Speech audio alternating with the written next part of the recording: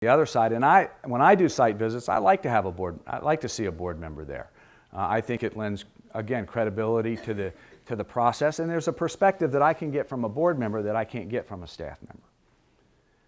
And then supporting, if you do have events, the board needs to be able to rally behind those and support them not only financially, but getting attendance there, and there might even be some sort of level of participation in the program that board members need to do.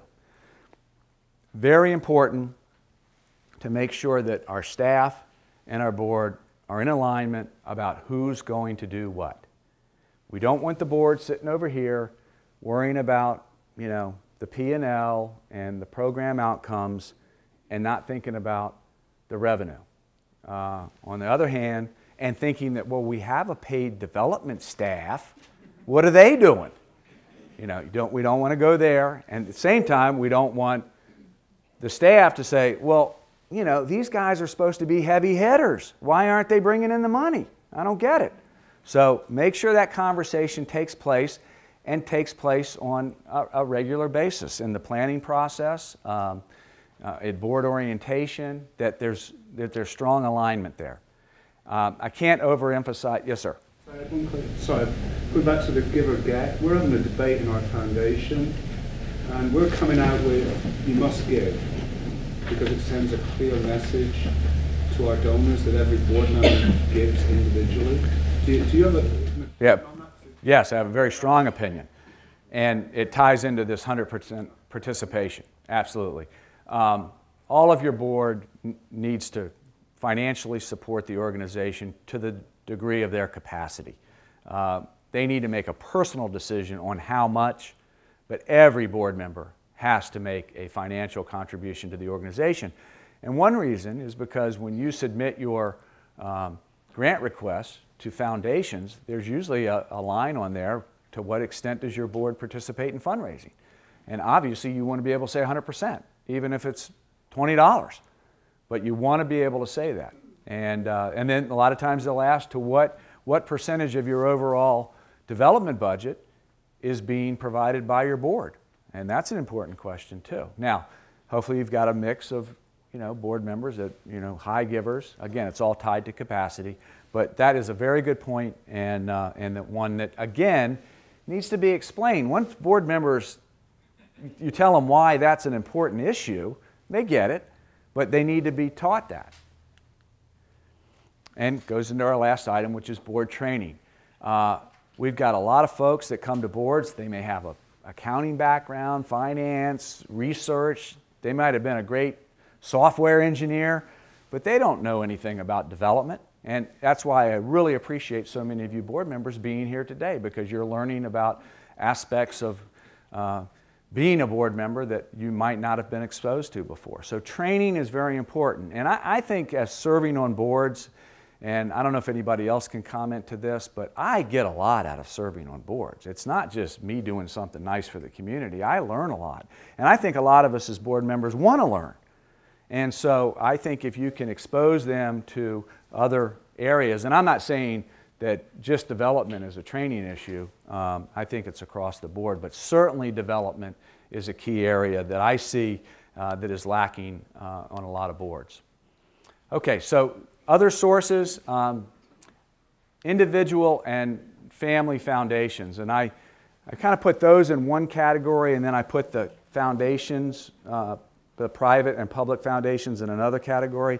And what I use in my mind to differentiate between the two is that these family foundations are usually just a way for a family or an individual to manage their giving, and they don't require a formal grant submission, where once you move over into the large public, community, and private foundations, they want you to submit a formal request that's either in their format or one that they give you an outline for. So that's how I differentiate between those two. We're going to talk a little bit more about this, but these are the elements of a comprehensive database. And even if you're a startup, you've got to get control of this element. And it's not very glamorous at all. It's the boring part of development for sure, but it is critical, and we're going to talk a little bit more about it. But these are some of the buckets that should be in this database, and this is the way, and you will add to these depending on the type of organization you have and the size, but obviously prospects, volunteers, in-kind donors, your donors or members if you have a membership-driven program, major donors, and you need to come up with a definition that's appropriate for your organization on what a major donor is. Generally speaking, I consider a major donor as someone who donates $25,000 or more on an annual basis to an organization. That might be too high for a startup. It might be smaller than that. Just met with an organization Thursday night. Their definition was $50,000 because of the target that they're going after. Lapsed donors, this is, yes ma'am. I was just going to ask you in terms of the database, I work with organizations that spend a lot of time and energy and resources trying to find the appropriate software for a database. Next slide. Okay. As a major donor, instead of a number, can you give me a percentage? Boy, that's an interesting way to look at it. High. No.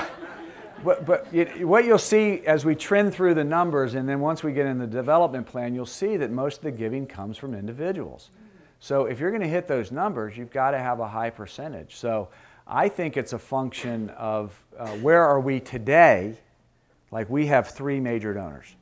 Okay, how do we get to 5? And then move that plan. Okay, now that we're at 5, how do we get to 10? And look at it from a growth situation. But I don't have a, it cuts both ways. You're certainly not going to turn money down, but you don't want to have all your fundraising, because we're going to talk about diversification, you don't want to have all your fundraising coming from 2 major donors.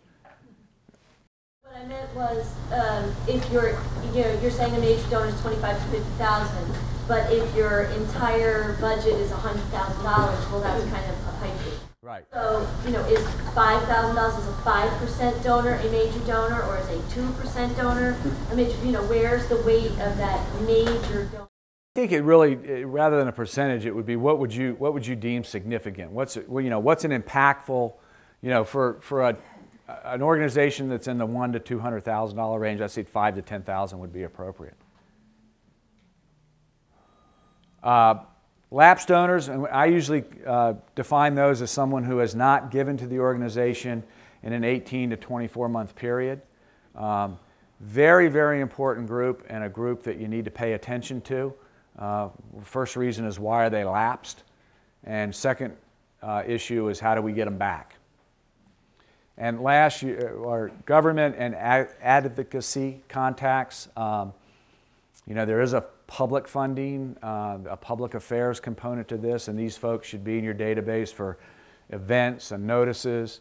Ticket buyers and subscribers, they're a great prospect segment that you can roll into becoming donors. And obviously folks that have attended any of your events, whether they would be outreach events, beach cleanups, or a paid-for event, they might come as a guest, that type of thing. They should get in the database and start to be marketed to.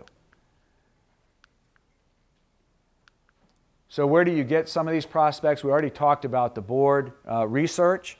I think a component of the development department should be looking at, okay, who's giving where, who's giving to like causes, who is writing articles or expressing an opinion in our particular area, and how do we make that contact. Referrals, not only from your board, but also from your donors, and also